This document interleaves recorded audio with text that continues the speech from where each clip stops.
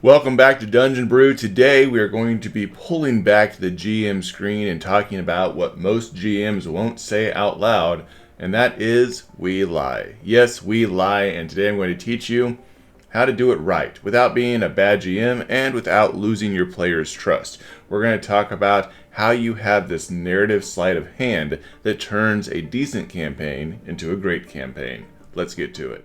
First off is red herrings. Misdirection is one of the greatest tools of storytelling, one of the oldest tools of storytelling, and it's a lot of fun to use. I used it consistently when I did my Neverwinter campaign, where I would give the players these clues or these notes that didn't really have any substance to them. I would introduce suspicious NPCs that weren't really suspicious at all. I would allow my players to develop these conspiracies and then go on these wild goose chases following breadcrumb trails that led nowhere because there was really no conspiracy to begin with. And I'm not doing this to waste their time. It helps raise tension, it helps build doubt, and it allows me to really reward my players when they finally see the truth. The thing is about reveals, which we all like as game masters, is we want them to have a lot of impact, but they have the most impact when the players have the wrong answer first, and then they pull the veil away and see what the truth is, and that's really exciting. The next great thing to do is asking for rolls. Roll me a perception check, roll me a d20, roll me some insight, and you know what's happening?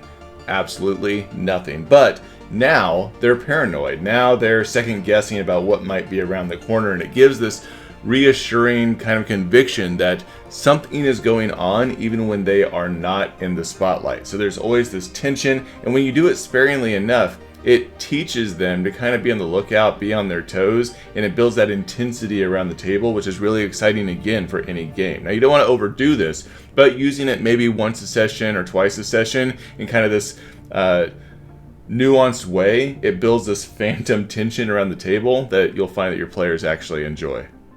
This next tip I've actually talked about before in my collaborative storytelling series, where you are giving players the ability to make decisions that feel bigger than they actually are. And sometimes it's good to know as the game master that the illusion of control is actually sometimes better than control itself. So present a choice between two different paths.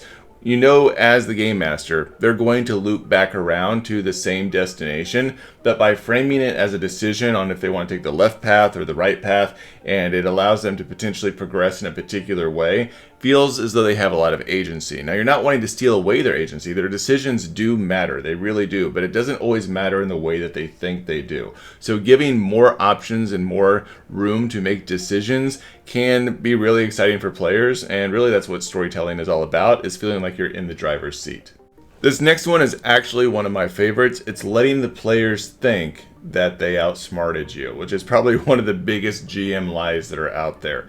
Sometimes when you leave clues, they're on purpose. Sometimes you leave clues and they are on accident. And players start stitching them together. They come up with a theory, and that theory is completely wrong. But it's actually better than what I had planned. And so what do? I make it true. I start rewriting the next few beats of the story, and I make them think that they cracked my master plan in some way, because in the end, who really cares where the story came from? It's all about that collaborative effort around the table, and they're invested, and they feel clever, and the world feels alive, and that means you won as a game master. So sometimes game masters lie and make you think that you outsmarted them and won the game because of how clever you were, and they just shifted the story to match what your inclinations were all along.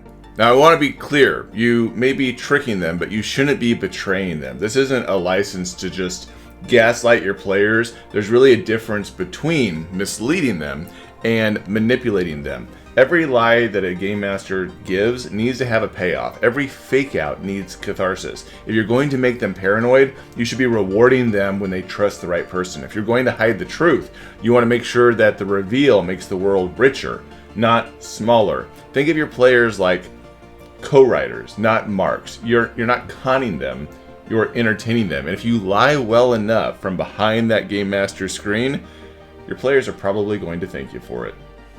So yes, as a game master, you're going to be fibbing a little bit. You're going to lie. The real focus is being able to lie beautifully to enhance the game around the table and make sure that everyone is having fun.